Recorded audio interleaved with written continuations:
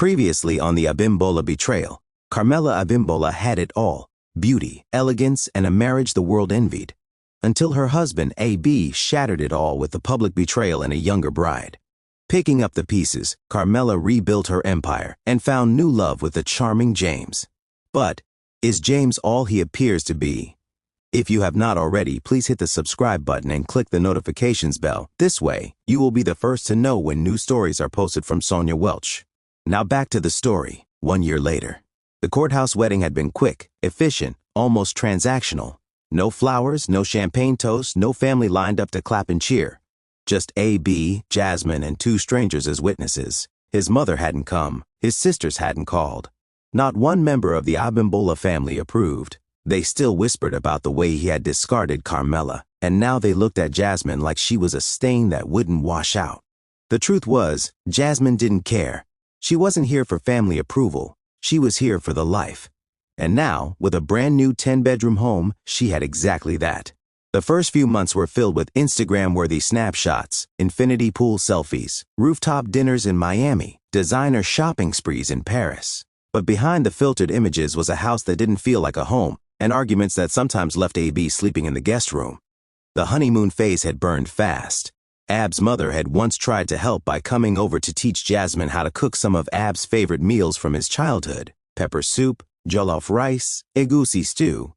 But the afternoon ended in chaos. Jasmine's nails were too long to knead dough. She wrinkled her nose at the smell of fish stock, and halfway through she disappeared into the bedroom to take a quick call. She never came back. 2 weeks later, a uniformed maid arrived, handpicked by Jasmine to work exclusively for her. She treated the woman less like a housekeeper and more like a personal assistant, sending her on errands for handbags and whatever else tickled her fancy, while the rest of the household staff handled their own duties. Jasmine's spending knew no limits. If she wanted it, she bought it. If she saw it, she swiped his card. Luxury vacations, champagne brunches, $1,500 hair extensions, it was all hers without hesitation. Ab tried to ignore it, but his irritation grew each month when the statements came in. Sometimes, late at night, he'd think of Carmela, how she never spent recklessly, how she'd once argued with him for buying her a diamond necklace when she thought the money would be better invested. Carmela would have never, was the constant thought that echoed in Ab's mind. And yet, when Jasmine slipped into lace lingerie and danced barefoot around the bedroom, Ab remembered exactly why he had chosen a younger woman. But desire was not the same as peace, and the peace was gone. Their worst fights always came when the topic of his college-age children came up. Jasmine saw them as freeloaders. "They're grown, Abby," she'd snap. "They need to learn to take care of themselves. They're my kids," he'd fire back. "I'll take care of them as long as I choose." One argument ended with Jasmine throwing an entire glass of wine against the wall, the red streaking down like blood. Lately, Ab found himself sitting alone in his car in the driveway, delaying going inside, longing for the quiet comfort Carmela used to give him. He'd remember the soup she made when he was sick, the way she'd massage his scalp until the stress melted away. And then jealousy would burn in his gut because James now had that comfort. James is a lucky man, he'd think bitterly. Across town, Carmela was thriving. With her newfound wealth, she turned the page on financial struggle. She'd gone into business with her daughter and invested in 2 new salons. Both locations were booming under her daughter's management, and Jackson Financial Group had become one of the most sought-after boutique firms in Atlanta. She still sent A.B.'s kids gifts and care packages for birthdays and holidays, and they still called her bonus mom. Her relationship with James had been a slow, steady burn. No whirlwind romance, just 2 adults building something real, until the gala. The night had started perfectly. James had invited Carmela to his law firm's annual gala, a black tie evening for partners, attorneys, and staff. Carmela spent weeks finding the perfect gown, a shimmering creation that clung in all the right places. Her hair and makeup were flawless, her confidence glowing. James picked her up in his Rolls-Royce Phantom, only used for special occasions, and looked every bit the gentleman in his tailored tux. The ballroom was draped in gold and ivory, music flowing between conversations and bursts of laughter. They danced, they laughed, they looked like the picture of success, until the microphone squealed. A woman's voice rang out, sharp, familiar to James, but unknown to Carmela. It was Amy. James froze as Amy took the stage, visibly pregnant, eyes scanning the crowd until they landed on him. "I was supposed to be here tonight with James," she announced. but I was disinvited." She paused for effect. "When I told James I was pregnant, he denied the baby was his, blocked my number, shut me out of his life. I went to his home only to be turned away. Even Jeff, the security guard at your little raggedy law office, stopped letting me in, like we'd never shared history." She glanced at Jeff, who dropped his gaze. The room went still. Carmela's eyes were locked on James. "Who's the pregnant lady on stage?" she asked, her voice a whisper edged with steel. James didn't answer. He looked rooted to the floor. Amy's voice rose. "You won't get away with this, James. You will take care of your son." Security moved in, escorting her out as she shouted over her shoulder, "You won't get away with this, Jeff?" When the doors closed, the silence in the ballroom was deafening. Carmela turned to James. "Explain," she demanded. "It's not what you think," James said quickly. "I have never been this embarrassed in my life," she replied, stepping back. She left the gala without another word and called her driver to pick her up. She ignored James's calls and texts the entire ride home. After a month of James sending text messages and emails begging and pleading with Carmela to hear his side of the story, he finally wore her down. She agreed to hear him out. James had explained that Amy's claims were false, a desperate attempt to pull him back into her life. He'd cut her off a year ago after discovering she'd cheated, and this was her revenge. Carmela accepted his explanation, and their relationship had found its footing again, at least on the surface. She believed him, most days. But there were moments when she was alone that the memory of Amy's voice would echo in her mind. She wasn't sure if she trusted him at all. The first crack in A.B. and Jasmine's marriage wasn't an argument. It was silence. The kind of silence that crept in after too many unspoken resentments and not enough late-night laughs. They still traveled, still posted pictures for the world to see, but the smiles were curated. The truth was buried in untagged moments. Ab sitting at one end of their marble island scrolling his phone, Jasmine lying in bed on hers. The fights about his children never stopped. Jasmine had started calling them your kids instead of the kids, and she didn't care if it stung. "You're letting them use you," she said one night over dinner. "They're not using me. They're my responsibility," Ab replied, his voice low. "They're grown. Ab, grow up yourself." That was the night he left the table without finishing his meal. Carmela, meanwhile, had become an expert at smiling through suspicion. She started keeping her distance, burying herself in her business. But Amy's name clung to her thoughts like smoke. No matter how often she waved it away, it lingered. One rainy afternoon, something unexpected happened. It was the beginning of a series of chance meetings between Carmela and A.B. She was leaving a client lunch at a downtown steakhouse when she spotted him, A.B., standing under the awning, holding a newspaper over his head to shield himself from the downpour. They locked eyes. For a moment, it was as if the storm had gone quiet. "Carmela," he said, his voice a mix of surprise and something deeper. "A.B.," she smiled faintly. "Still can't be bothered with an umbrella?" He laughed, that deep, familiar rumble that used to make her heart soften. They ended up having small talk, how business was, how his kids were doing. But every glance held the unspoken question, what if? When his driver pulled up, he hesitated before getting in. "You look good, Mel," he said quietly. "You too." She closed the door, but the warmth in her chest followed her to her car. The second meeting wasn't an accident. A month later, Ab showed up at one of her new salon openings. He claimed he'd been in the neighborhood, but Carmela knew better. They talked longer this time, too long for two people who were supposed to be over each other. He asked about James, and she asked about Jasmine, though both questions were carefully casual. Meanwhile, James had been watching Carmela more closely. She was guarded now, not as open with her schedule, and she had a new password on her phone. One night as she slept, he picked it up and tried to unlock it. 3 failed attempts later, the screen locked him out. The next day, she caught him glancing at her phone again. "What are you looking for, James?" "Maybe the same thing you're looking for in my life," he shot back. Her stomach turned. The third meeting between Carmela and A.B. happened in the most intimate of places, her grocery store. She was in sweats, no makeup, scanning produce when she heard his voice behind her. "Still buying those Honeycrisp apples?" She turned, laughing. "And you're still judging me for spending too much on fruit."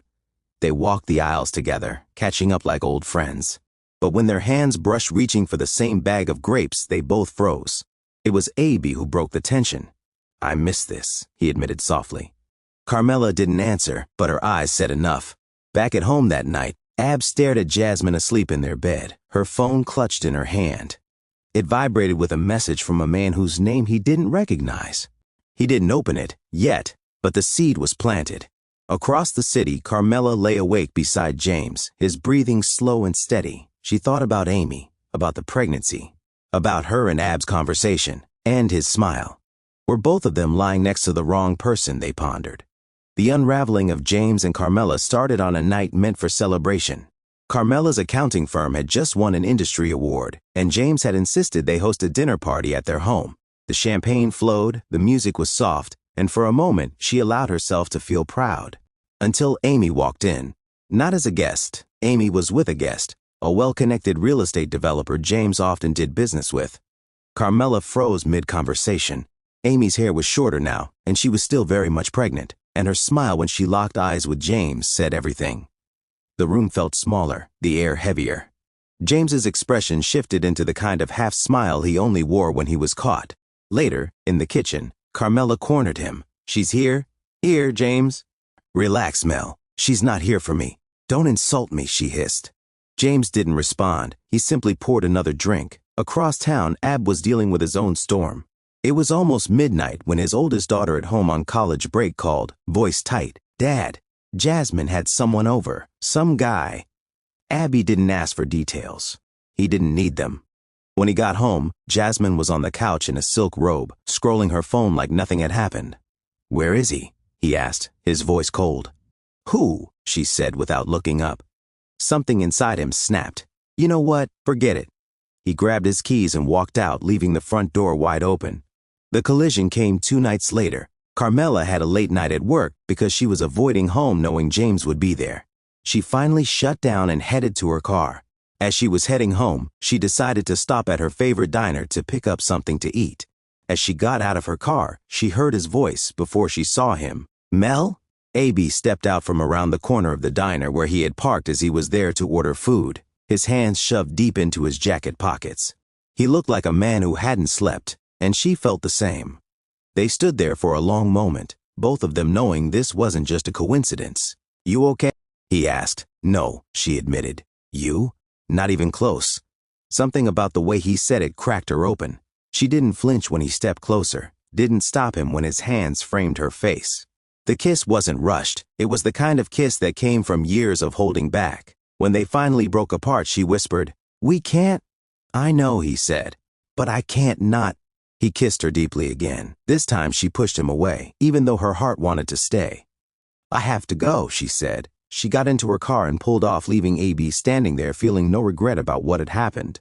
3 days after the kiss outside the diner, Carmela found herself restless, pacing her office after hours. The city skyline glittered through the floor-to-ceiling windows, but her reflection in the glass looked unsettled.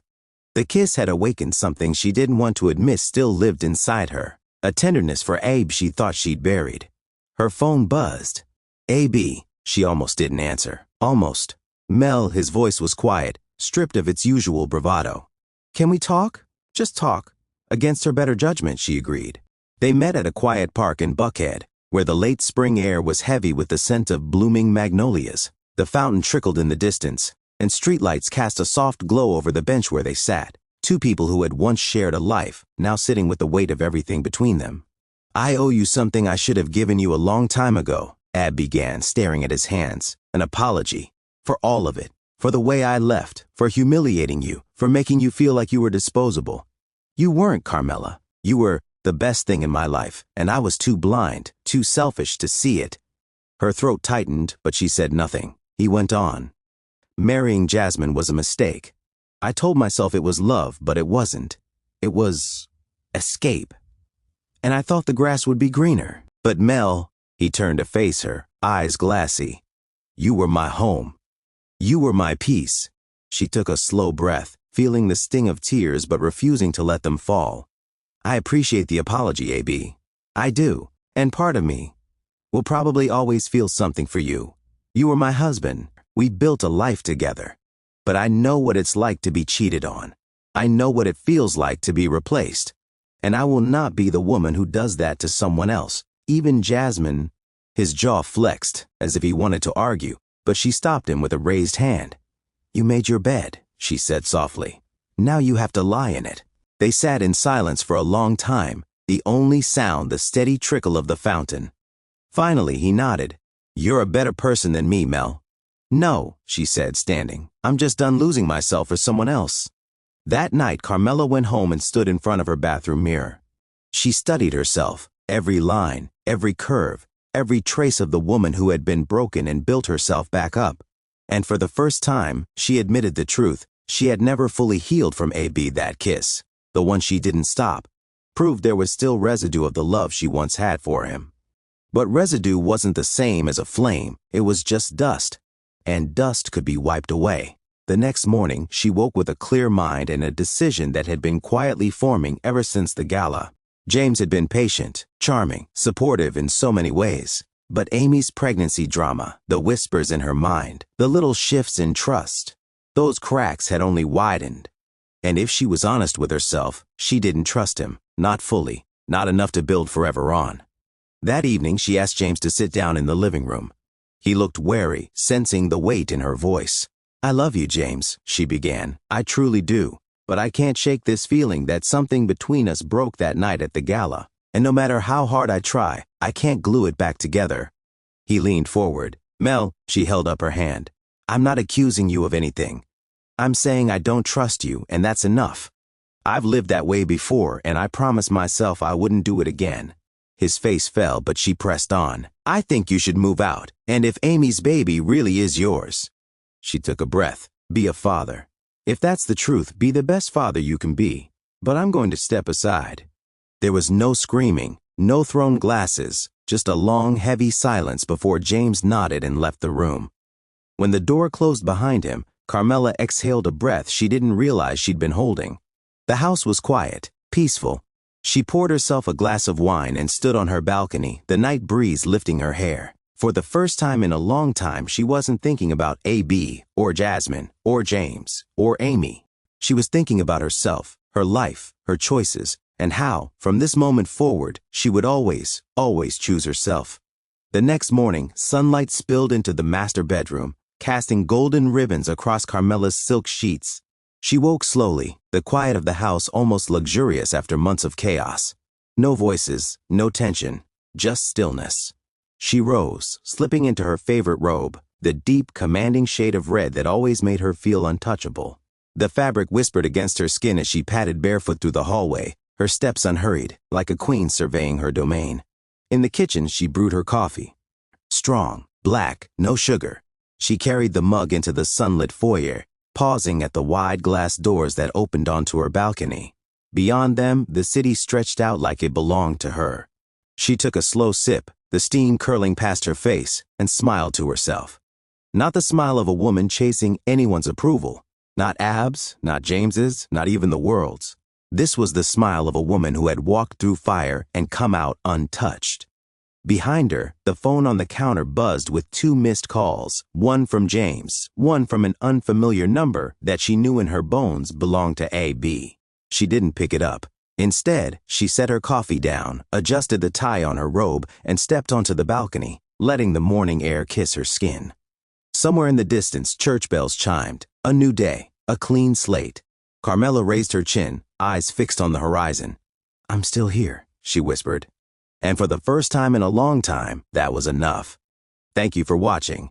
Be sure to hit the subscribe button and click the notifications bell. This way, you will be the first to know when new stories are posted from Sonia Welch. And don't forget to hit the like button and share.